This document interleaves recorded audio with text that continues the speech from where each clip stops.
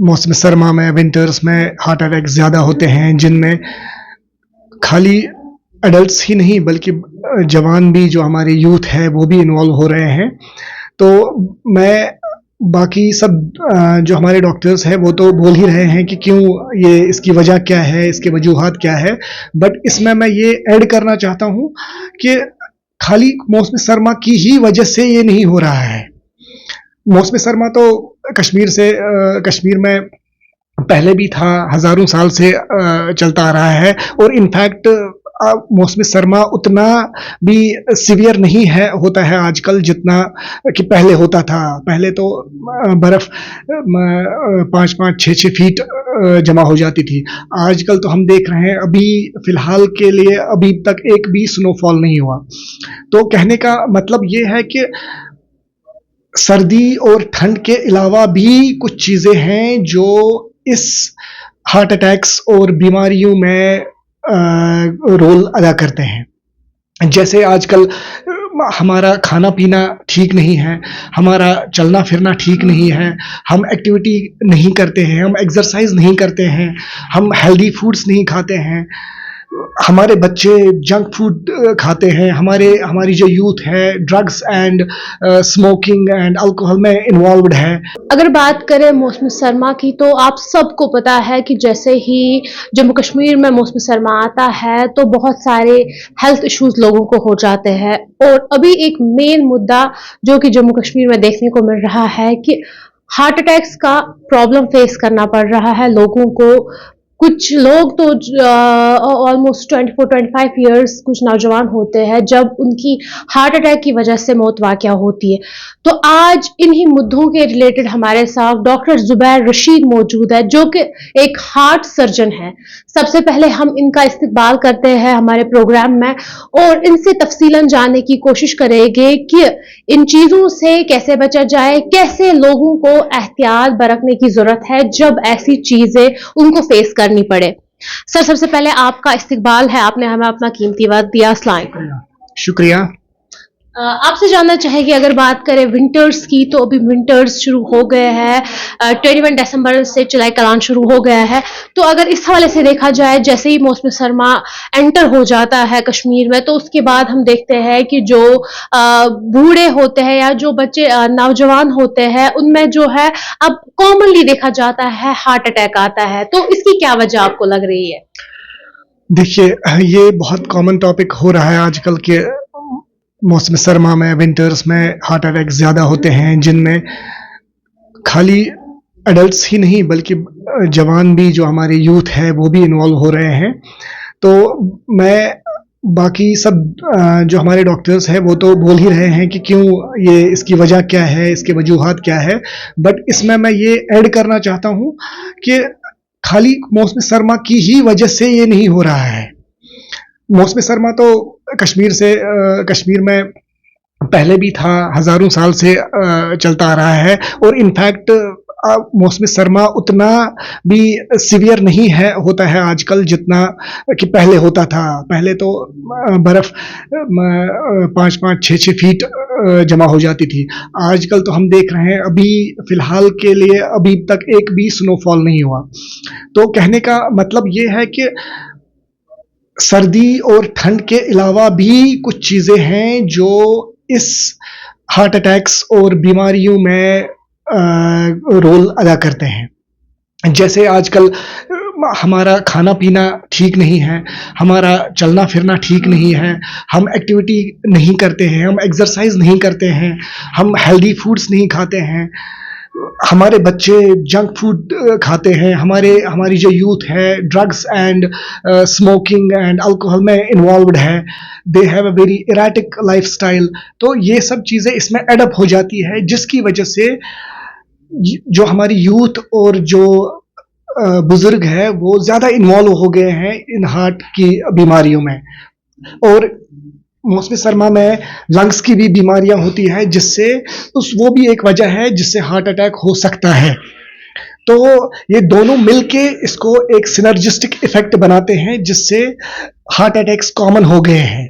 तो हमको बस मौसमी सरमा को ही रिस्पॉन्सिबल नहीं ठहराना है, हमको अपने आप को खुद भी देखना है कि हमारा लाइफस्टाइल कैसा है, हम कितने अपनी बॉडी, अपनी सेहत और अपने आप को ख्याल रखते हैं, वो ज़्यादा इम्पोर्टेंट है।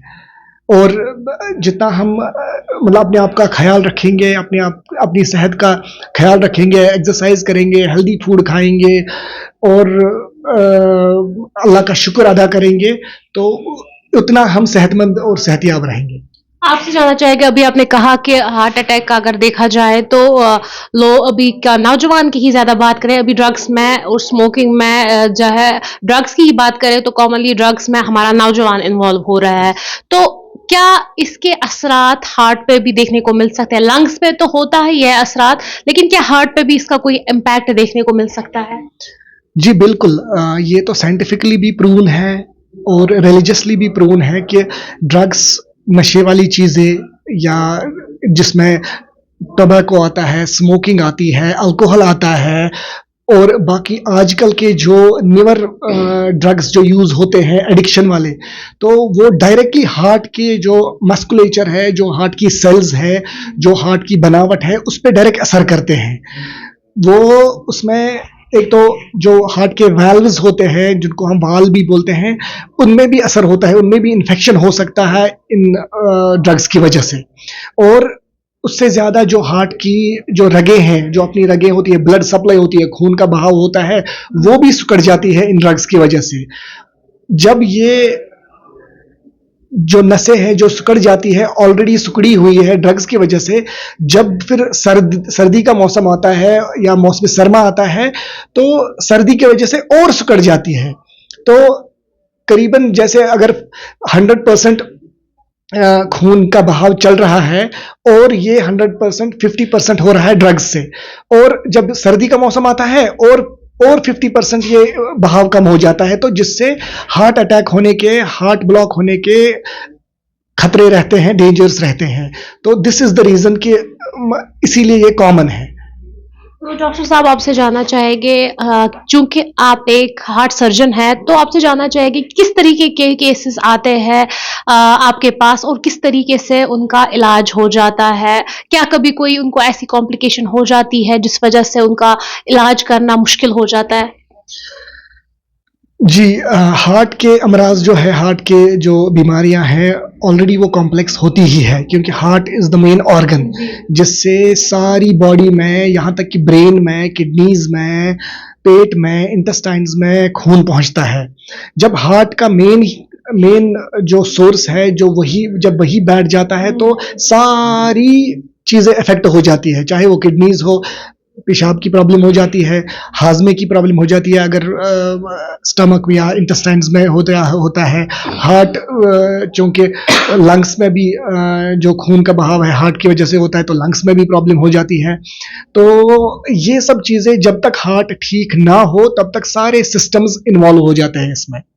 तो हमारे पास मेनली जो चीज़ें आती है, वो तो यही हार्ट अटैक वाली होती है, जिनको फिर बाईपास ऑपरेशन करना पड़ता है। हार्ट के वाल्व जो खराब हुए होते हैं, बंद हुए होते हैं या लीक करते हैं, उनको हम बदलते हैं। और पर्टिकुलरली जो बच्चों वाली हार्ट की डिजीजेस है, जैसे होल्स होते हैं, छेद होते हैं हार्ट में, हार्ट की रगें उधर इधर होती है बनावट में, तो उनको हम ठीक करते हैं ऑपरेशन की मदद से। जब बच्चों के ऐसे सीवियर केसेस आते हैं, या क्योंकि जब बच्चे का मामला बहुत ज़्यादा नाजुक होता है, जब छोटे-छोटे बच्चों को ऐसे केसेस देखने को मिलते हैं, तो कैसे उन चीज़ों को आप नाजुक की तरीके से हैंडल करते हैं? क्या कोई डर होता है या परेशानी होती है कि क्योंकि ये छोटे बच्चे हैं, अगर कोई प्रॉब्लम हुई, तो किस तरीके से वो छोटे बच्चों के केसेस आप हैंडल करते हैं? देखिए, ये बात सच है कि बच्चों की जो बीमारियां होती है, वो थोड़ी सी कॉम्प्लिकेटेड भी होती है, और उसमें बस बच्चा ही इन्वॉल्व नहीं होता है, उसकी फैमिली भी इन्वॉल्व होते हैं। फैमिली ही नहीं इन्वॉल्व होती है, फैमिली के बाकी अफराद जो है वो भी इन्वॉल्व होते हैं।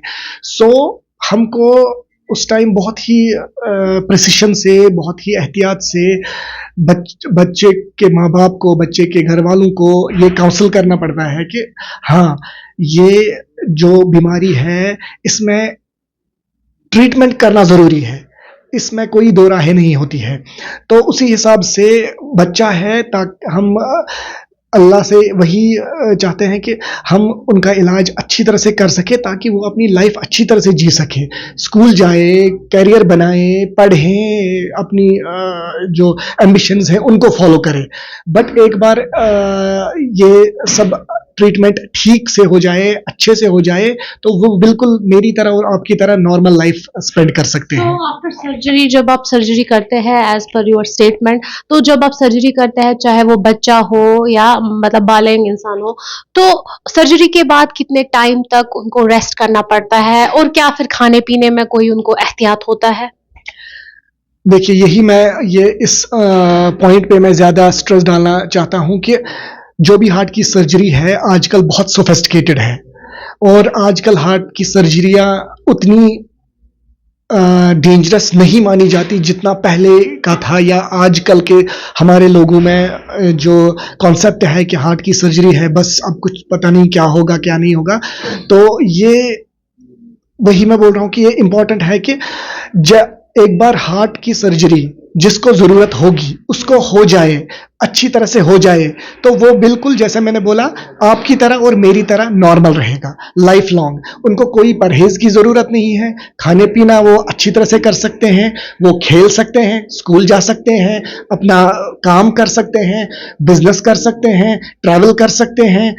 जो भी कोई चीज़ एक नॉर्मल इंसान आप जैसा या मेरे जैसा कर सकता है, अल्लाह के फजल करम से वो भी ऐसे ही लाइफ स्पेंड करते हैं। क्या मैसेज देना चाहेंगे अभी लोगों को, क्योंकि अगर लोगों की अभी बात करें, जो हमारे घर पे जो बुजुर्ग होता है स्पेशली, क्योंकि जब सर्दी होती है तो एक फोबिया सा बन जाता है। हम कश्मीर में स्पेशली बोलते हैं कि सर्दी की वजह से वो होगा ये होगा, क्योंकि जो बुजुर्ग होते हैं उनका इम्यून सिस्टम भी वीक हुआ होता है। तो फिर जो घर वाले होते हैं आमतौर बोलते हैं कि इसको बाहर ना जाने दे क्योंकि हार्ट अटैक आ सकता है या कोई और मसला हो सकता है। तो उन लोगों के लिए आप क्या मैसेज देना चाहेंगे? क्या जो अभी वो प्यार से, मोहब्बत से अपने घर वालों का ख्याल रख रहे हैं इसलिए कि कहीं अगर बाहर जाए कोई प्रॉब्लम ना होगी, क्या आपको लगता है ये चीजें ठीक है, या इसके लिए कोई मैसेज आप देना चाहेंगे? देखिए, मैसेज यही है जो हमारे बुजुर्गों ने, बड़ों ने, और यहाँ तक कि जो लोग जिन्होंने पढ़ा भी नहीं है उनको भी ये पता है कि prevention is better than cure. तो हमेशा जो भी चीज़ जो एंटिसिपेट होगी, जैसे हम बोल रहे हैं कि अब सर्दी है हमको बाहर नहीं निकलना चाहिए, तो ये प्रिवेंशन है। तो ये प्रिवेंशन हर किसी इंसान की ज़िंदगी के एस्पेक्ट में लागू होती है। अगर कोई भी सिम्टम हो, चाहे सर दर्द लगे, पेट दर्द लगे, हार्ट में छाती में पेन हो, सांस लेने में दिक्कत हो जाए, तो इसको हमको इग्नोर नहीं करना चाहिए। चाहे कितना भी छोटा से छोटा सिम्टम हो, चाहे बड़ा से बड़ा सिम्टम हो, always consult for help, always consult a doctor जो आपको सही मशवरा दे सके। एट लीस्ट वो आपको इवेलुएट कर सकता है कि ये क्यों हो रहा है, बनस्बत कि ये कि आप ऐसे ही बोलते रहें कि नहीं जी चलो अभी देखता हूं मैं 10 दिन के बाद, 15 दिन के बाद। तो मोस्ट ऑफ द जो प्रॉब्लम्स जो आजकल हो रही है वो इग्नोरेंस की वजह से हो रही है, क्योंकि हम बहुत लाइटली लेते हैं। चलो मुझे मतलब जैसे मेरी छाती में थोड़ा दर्द हो रहा है, चलो कोई बात नहीं आज देख लेता हूँ, खुद ही दवाई खा लेता हूँ। तो ऐसा नहीं करना है। हमेशा जब भी कोई भी प्रॉब्लम हो सेहत के रिलेटेड, हमेशा डॉक्टर के साथ जो स्पेशलिस्ट है उनके साथ कंसल्टेशन करनी चाहिए। यही मैसेज है आज के इस टॉक का कि prevention is better than cure. And जो भी कोई सिम्टम हो वो आप अपने डॉक्टर साहब को, नज़दीकी डॉक्टर साहब को दिखाइए जो उनके माहिरीन हो। हार्ट वाले हार्ट के पास जाएंगे, लंग्स वाले लंग्स के पास जाएंगे, पेट वाले पेट के पास जाएंगे, सिर दर्द वाले डॉक्टर के पास जाएंगे। आखिर का सवाल आपसे रहेगा, जैसे कि अगर आज की जनरेशन की बात करें या जो लोग अभी बहुत ज़्यादा स्ट्रेसफुल होते हैं, टेंशन में, मतलब स्ट्रेस लेने के बहुत सारे तरीके हो सकते, बहुत सारी रीजंस हो सकते हैं स्ट्रेस लेने के। लेकिन अब आमतौर क्या होता है जब कोई इंसान ओवर स्ट्रेस लेता है, उस स्ट्रेस लेने के बहुत रीजंस होते हैं, फैमिली प्रॉब्लम्स होती है, किसी को कोई और इशू होता है। तो फिर हम देखते हैं कि जब कोई इंसान ओवर स्ट्रेस लेता है, ओवर टेंशन लेता है, या बहुत ज़्यादा रोता है या कोई और चीज़ करता है, तो उसके बाद उससे सुनने को मिलता है कि अब मुझे हार्ट हार्ट में पेन हो रहा है और उसके साथ साथ जो है उसका लेफ्ट बाजू जो है या तो उठ ही नहीं पाता है या तो उस लेफ्ट बाजू में हार्ट के वेन को लेकर पेन होता है। तो इसका आप रीजन बता सकते हैं कि कितना जो है स्ट्रेस या डिप्रेशन एक इंसान के हार्ट पे इम्पैक्ट करता है? देखिए, रीजन तो आपने खुद ही अपने सवाल में ही बोला है कि जब भी कुछ भी होता है तो 50% जब कुछ होता है तो 50% फिर जो इंसान होता है वो खुद ही स्ट्रेस ले जाता है। तो उससे उसका जो परसेप्शन है डिजीज का या उस चीज का परसेप्शन है, जैसे हार्ट में पेन हुई तो उसको इतना टेंशन हो जाएगा कि वो बोलेगा बस अब तो कुछ नहीं हो सकता।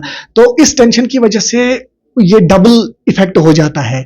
उसका माइंड फिर से ये साइकिल जैसा बन जाता है, विशियस साइकिल इसको कहते हैं कि माइंड बोलता है नहीं मुझे कुछ है, फिर उसको उससे ज्यादा पेन होती है, स्ट्रेस की वजह से ज्यादा पेन होती है, तो ये साइकिल जैसा बन जाता है। तो stress plays a very very important role in disease built up और इसकी प्रोग्रेशन में भी। तो जैसे हमारे पेरेंट्स और मेरे पेरेंट्स भी ये बोलते हैं कि जब ऐसी सिचुएशन आए तो हमेशा नमाज पढ़नी चाहिए, अल्लाह से दुआ करनी चाहिए, और जो हमने प्रीवियस मैसेज में बोला कि मतलब इग्नोर नहीं करना चाहिए, तो ये सब चीज़ें करनी चाहिए मुझे जैसा लगता है।